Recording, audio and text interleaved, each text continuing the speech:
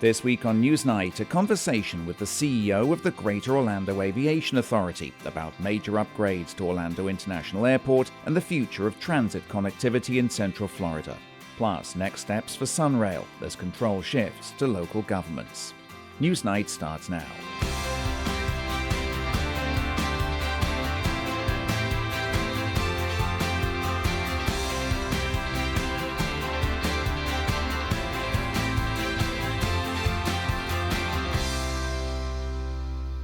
Hello, I'm Steve Mort. Welcome to Newsnight, where we take an in-depth look at the top stories and issues in Central Florida and how they shape our community. Tonight, we're checking in on developments in transportation here in Central Florida. We're going to start at the airport and a massive long-term effort to modernize MCO, where passenger traffic hit nearly 60 million last year, making it one of the busiest airports in the nation. Some of the upgrades will happen this year, others further into the future. Some will be aesthetic, an updated interior, more comfortable seating, and new restaurants and stores. Some will be to improve efficiency, investing in new shuttle trains, baggage handling technology, parking infrastructure, and an overhaul of car rental operations. Well, I sat down recently with the CEO of the Greater Orlando Aviation Authority, Kevin Thibeault, who told me the work is likely to cost in the region of $1 billion, all said and done. We are the second largest origin and destination airport, only behind LAX. And that tells us that there's tremendous demand, not only at the destination, which, there are definitely excellent signs there with Epic Universe opening and the expansion of the other theme parks, but we've seen the origin growing as well. Historically, we were always around 20% of our passenger numbers had a point of sale from here. Now it's in the 30%. And you think about our catchment area, right? Within 2-hour drive of this airport is 13.5 million people. And that's not taking into account the expanded catchment area that the Brightline service is going to provide. Well, that brings me into that topic about MCO's position in the broader infrastructure puzzle. How important is it, do you think, that the airport is eventually connected up to a Sunshine Corridor to local Sunrail trains, and also for Brightline services to run to the west onto Tampa? Is that an important part of the future strategy of the airport, do you think? It's more important strategy of the community. At the end of the day, this community is continuing to grow, and they realize that we can't handle the modal needs of that growth just by the automobile alone. Right. But does the airport form an important intermodal Oh, absolutely. hub? Yeah, and as has been designed here, our forefathers here at this airport decades ago developed a concept here at this airport so that the modal hub will be there at the train station.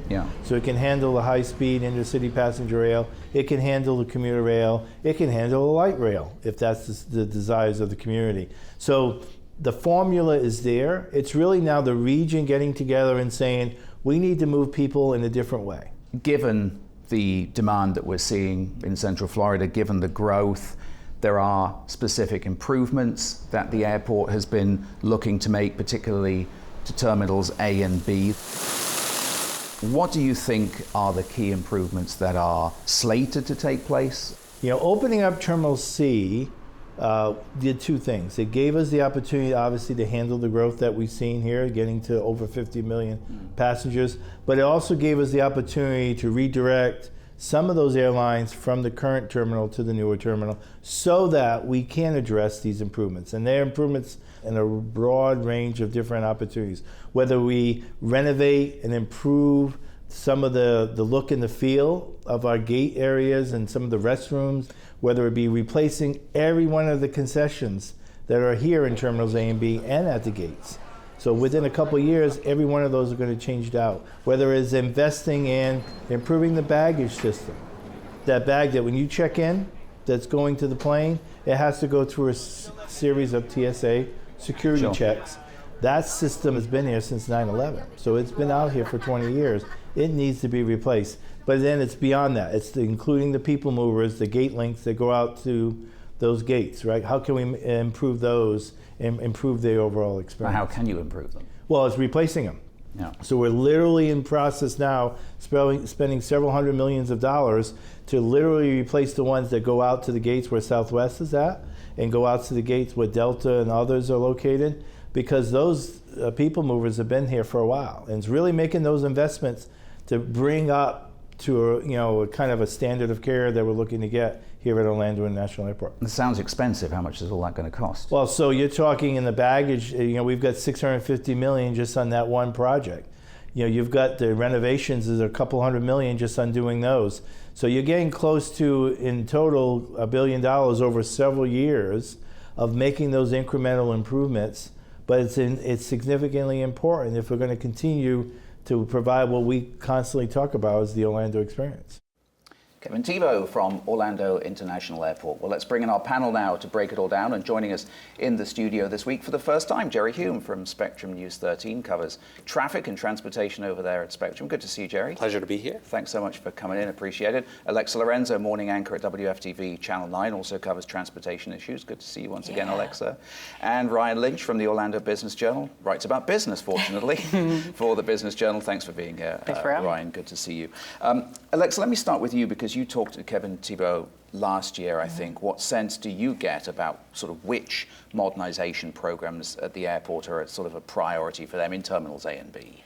So it comes down to experience and efficiency. Experience is what they're focusing on, expanding the lifetime of the terminal complex for 10 to 15 years. That's expanded bathrooms, better retail options, new tiles, new carpet. That's the experience of the traveler. If you go to LaGuardia, that airport is night and day compared to Orlando International. Of course, they had their own renovation, but when you look at efficiency, that's what our interview centered on. Efficiency for parking, that was a huge one. The board unanimously approved $13 million for a project for that parking guidance system technology. I want to talk about that. You see it at Disney Springs. It's where you drive and they say, okay, there are 3 spots on floor 3, whatever it may be. So that's huge because it'll help with parking. Efficiency, they're talking about, if you've been to Terminal C, the automatic bins that come down, make the process easier, getting those in A and B, and then a new baggage system to make that part of the airport more efficient. So those seem to be like the big efficiency items, where the others, as you mentioned in your intro, are a little bit more aesthetic. Well, as long as they keep those carpets. Ryan, you've written about these upgrades too, and I wanted to get your take about the changes that people can expect soon, sort of versus long-term prospects. I mean, the GOA board has already approved some spending, right? That $235 million for interior upgrades that Alexa talked about. What do you get a sense about sort of like the order of things? Sure. So some of the things that people will see immediately, obviously they're doing a full revamp of their concessions there. So a lot of the restaurants, you'll see more local options, and they started the first phase this year. They're going to do design and start that work. You're going to get some work on the airside bathrooms. So that's, past security, potentially starting as early as this year. You'll also have, the interior upgrades on A and B on the land side. Those will probably come closer to 26. So, your rental car areas, your baggage claim, they're going to look to make those a little bit more, nicer, kind of reflect more the current style of architecture, those sort of things. So, you'll start to see that in the next couple of years, and those sort of roll out. I mean, with this demand, with these amazing sort of numbers in terms of passenger traffic, we see a lot of actual traffic going to the airport. And Alexa talked about that parking guidance system that's going to cost $13 million to install. Tell us a little bit about what, how that works and what that means exactly for people who don't know. Well, yeah, like Alexa mentioned, it's kind of like at Disney Springs. You go into that parking garage there, and they've got the color-coded lights that indicate where there's a space. Above parking spaces? Yeah, green or red. Green means there's a spot open. Red means it's packed, and that's certainly going to be helpful at MCO's garages where it's jam-packed already to find a space. And it's a camera-based system, so it will help figure out exactly how many spaces are open. And even before you get into the parking garages, the entrances will have signs. There'll be digital signs on the roadway as well, indicate how many spaces are open there, so that'll be helpful. Which could be particularly useful at really busy peak travel times. Yeah, absolutely. And for those folks that maybe went on a trip and came back and forgot where the car is, they can even, the camera can even, exactly. The camera can even detect the license plate and help you find your car. So that's something Yep. coming down the road. It's construction starts the middle of this year, and it's supposed to be debuting in 2027. That could be quite quick. I always mean to write down where I park, and then I never do, and then it's a nightmare. Airport leaders, sort of hope that parking capacity can also be added to with this rental car system that you talked about. That's a big project, right, the rental car? About $2 billion. That is a massive project, $2.2 billion. And essentially right now, the rental cars are spread out across different garages. They want a consolidated rental car facility where they're all in one spot, and it makes sense. That would then eliminate or open rather 5,000 spots for you, me, visitors to park at those garages. And a fact that he told me in our interview last year is when the airport, opened up the new garages, about 20% of locals parked in the airport and then traveled. Now that number's upwards of 30%. So that's 30% of the population parking at the airport and going somewhere. They just don't have the room for it right now. That's an amazing volume, isn't it? 2032. I mean, in a piece, Ryan, you wrote recently, you mentioned that baggage handling system, right, that Alexa also, I feel like you set the table for us quite well. $650 million investment. What will that mean for travelers, do we think? Because a lot of that's going to be on the end of getting the bags to the aircraft, but what's it going to mean for travelers themselves? Sure, and as the pre-tape mentioned, we saw nearly 60 million this year. Some projections have, by 2043, with all the expansion, reaching 90 million, flyers coming in and out of Orlando by that year. And, having a system like that would really help expedite some of those things. In the interim, I know they're looking at having sort of a remote area where they can put some of these bags that are going to off-site hotels and other places and kind of help with some of that baggage capacity. But in the long term, which is that $650 million project, they're really looking to completely revamp the system, especially in A and B, and make that a sort of more effective way to get your bag, cause a lot less headaches for customers, and kind of fit in with that experience thing that all these changes are really trying to get at. Just a note, you can find my full interview with Kevin Thibodeau on our website, wcf.org/Newsnight. Meanwhile, tell us what you think. We're at WCF TV on Facebook and Instagram. You'll also find us at Newsnight WCF on X. Okay, next tonight, a subject we've followed closely here on Newsnight, Sunrail and the future of plans for a Sunshine Corridor. On January 1st, local governments in Central Florida took over control of maintaining and operating the region's Sunrail commuter service from the state. The financial picture looks complicated. The nearly 50-mile route from Volusia to Osceola currently loses money, and proposals for a Sunshine Corridor will cost billions. The Sunshine Corridor concept is backed by key government leaders as well as major commercial interests in Orlando's Right Rail coalition, including Universal, SeaWorld, and the iDrive Resort Area Chamber of Commerce. The plan is to connect Sunrail to the airport, tourist destinations such as Universal's new Epic Universe and Disney, and Brightline services to Miami and eventually Tampa via a hub station. Some track and likely costs would be shared with Brightline. With local control now in place, local governments have to decide if it's worth doing, and that means forking out several million for a study to figure it out. The City of Orlando and Seminole County have both agreed to chip in $500,000, and the Orlando Sentinel reports discussions to secure money from the state. State and local support is key to securing federal funds, which are likely to pay for a substantial portion of the cost. All right, well, let's delve into this one. This is an important issue for our community, and we've talked about it plenty before. What's changed is that local control of Sunrail, or control of Sunrail, switched to the locals on January 1st. It's a complicated process, though, to migrate all the things that need to migrate. I guess you don't just flip a switch and it happens, right? You don't. This was always in the plan. After 10 years of the Florida Department of Transportation operating Sunrail, the ownership of it would switch over to the local governments and municipalities. They were waiting on the completion of the DeLand station, so that pushed it into this year 11 that we're in now. So January 1st, now we're in the ownership of the hands of Orange, Orlando, Volusia, Seminole, and Osceola counties. They now pick up the tab, but they don't operate it just yet. That process is going to take a few more years. All of these counties need to now figure out the staffing for it. They need to figure out who's going to be the chief executive officer of Sunrail. They need to figure out legal counsel. So we are now watching that operational transition happen. But we did hear from the Secretary of Transportation for District 5 here say this is probably going to take 2 to 3 years for the operational part to happen. The financial, that's already checked off. What about the board that oversees SunRail, the Central Florida Commuter Rail Commission? What have we heard about them, about how that transition is going and its priorities for the year? Yeah, so far so good, they say. Obviously, funding is always going to be an issue with dealing with all the different local governments. You have to get all these boards to agree on one thing. And during their first meeting, they did set 3 goals for 2025, the first being increased ridership. 1.2 million passengers last year, hoping to boost that to 1.4 million this year. Second goal is to become a fully fledged organization, as Alexa talked about, not just funding, but operationally, how are you going to handle that and getting the right staff in place for that. And then the third point is to expand SunRail's footprint. And then, as you mentioned there, that's the Sunshine Corridor, which is expanding it to Orlando International Airport to the east, and then to the west, Orange County Convention Center, and I-Drive south and down to Disney Springs, and that's a big hurdle. That's not going to happen anytime soon. It's a really big project, possibly decades. Yeah, $4 billion estimate, and that's a rough estimate.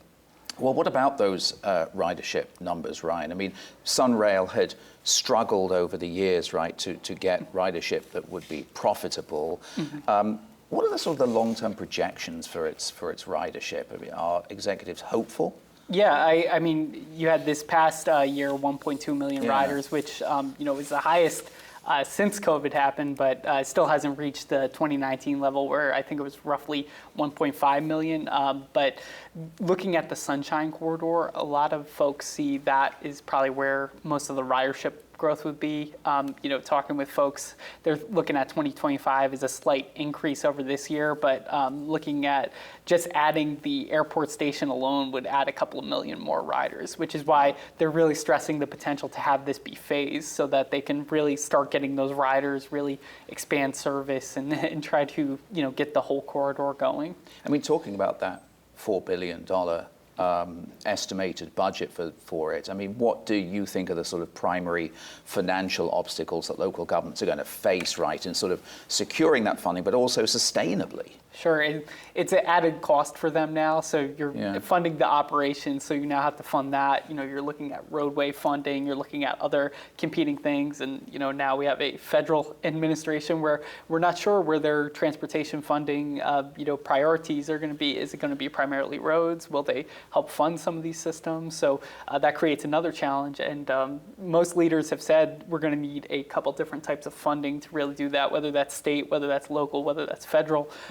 So with an unclear picture, we have to see through this PD&E study that they're looking to fund, we'll get some updated estimates, and that will really kind of determine whether or not they'll move forward with that.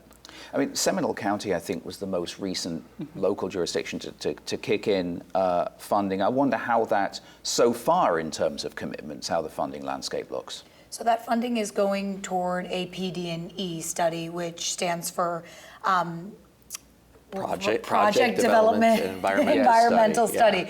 We always see that acronym. It's the first part of every big project. So that PD&E study is going to look at what maintenance would look like, what ridership would look like, environmental impacts of the Sunshine Corridor. That study needs to happen to receive state funding and federal funding. The Florida Department of Transportation already committed $2 million for that study, and now the local governments need to come together and put that $4 million on the table. Orlando checked that box back in fall with $500,000.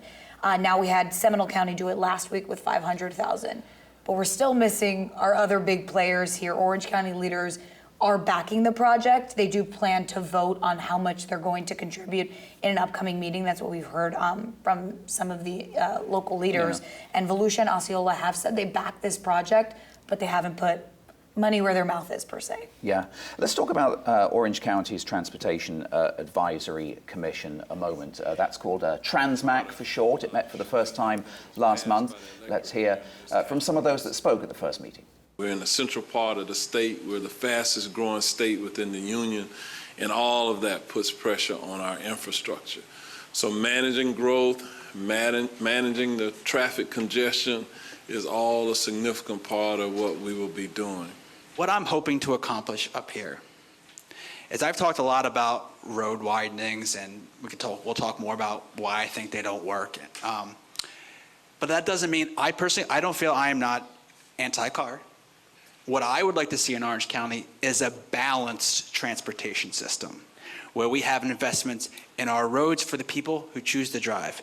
We have investments in transit for those who would like to ride a bus or take a train. Investments in bike and pedestrian infrastructure for those who want to, or for skateboards, for those who want to get around in other ways around our community. That is what I don't think we have currently. As a commission, what I hope we can do is dream big, think big, but also think about the art of the possible. We need to give actionable advice. We need to not live in the past, but not live 200 years in the future. We need to look at the future, but give actionable steps now so we can get there. Part of the Transmac meeting that took place recently, Jerry, just remind us briefly about why that commission was established. I mean, what's the backstory there? What's it supposed to deliver? Yeah, well, Orange County voters approved this as a new advisory board to kind of recommend where to spend that money in Orange County, the transportation money in Orange County. And one of the backstories behind it is that there were concerns about special interests, and those were kind of pushing some of the transportation projects. You know, you think about the Kirkman Road extension down to Universal, that was one of the concerns. Even though Orange County has maintained this has been a project they've had on the books for decades now. So let's kind of quell those concerns and have this advisory board with people recommended or appointed by members of the Orange County Board of Commissioners. And so they're in charge of recommending how to spend that money here in Orange County. And obviously that's a tall order for them because there's not a whole lot of money. You know, voters decided to reject that sales tax to fund some of the transportation projects. So at that meeting, they talked a little bit about how they want to think outside the box and how to fund some of these projects. Yeah, well, Jerry mentioned there that voters did indeed reject that penny sales tax. The mayor, I think, has tabled that proposal to go on the ballot in 2026. That's his hope. Have there been any suggestions from the commission that we just heard from just now thus far on this funding question going forward? There's a possibility that it could be back on the ballot in 2026, but they're trying to figure out how it would be better received by voters. In that meeting, it wasn't discussed explicitly, but it has been stated that a lot of those voter engagement sessions that happened, it was the same people attending them week after week, whether you were in East Orange County, West Orange County, along the iDrive area, it was vocal voters going to these meetings. So they need to do better engagement. And the proposal here was a 1% sales tax hike for 20 years. Chatter is there any way we lower the percentage of sales tax? Is there any way we cut the years in half instead of doing this for 20 years? What about 10? So we're not married into this for 2 decades. So I think all of that is going to be a focal point of this commission moving forward before any recommendations are put forth toward the board. And of course, the Board of County Commissioners themselves has been wrestling with this question a lot in recent years. You can find a link to the Orange County Transportation Mobility Advisory Commission, or Transmac, on our website, wcf.org/Newsnight. Okay, finally tonight, the governor unveiled his new budget this week. In it, $14.8 billion for the Florida Department of Transportation, including around a $200 million investment in rail, freight, and community transportation. The state's growing. We are not recruiting people to move to Florida. We like what we have. It's a free country. People can do that because we understand there are challenges when people come, but the reality is that's just what's happened. So we have a great emphasis. I mean, if you look at I-4, what's been done already has been great, but then you look at what's going to happen is this into the Polk County area, Champions Gate, all these terrible traffic log jams that are going to be alleviated when these projects are done. Governor DeSantis there. Jerry, let me start with you on this one. What stands out to you from this budget? Well, it was right where Governor DeSantis left off, is talking about I-4 and Champions Gate. Alexa and I talk about every morning with our traffic reports, is how it gets so clogged there. And so they've got money coming in. They've advanced this money to build this mega project. It's going to be from all the way from about Disney down to Polk County, US 27 down there, and it's supposed to help relieve congestion. We're getting the express lanes down there. A lot of people ask about that. And even in the meantime, they've accelerated work. Just this week, FDOT announced that they're accelerating some of that work. They're adding an extra lane in both directions of I-4 down in Polk and Osceola counties to help relieve some of the congestion even before they start this mega project. What about you, Alexa? What do you think? I think a lot of people, regardless of where their politics lie, they're happy to see relief in that area. For sure. And that is the biggest headline of the budget when it comes to transportation. People do care about trains and planes, but fixing their everyday drive will make all the difference for them.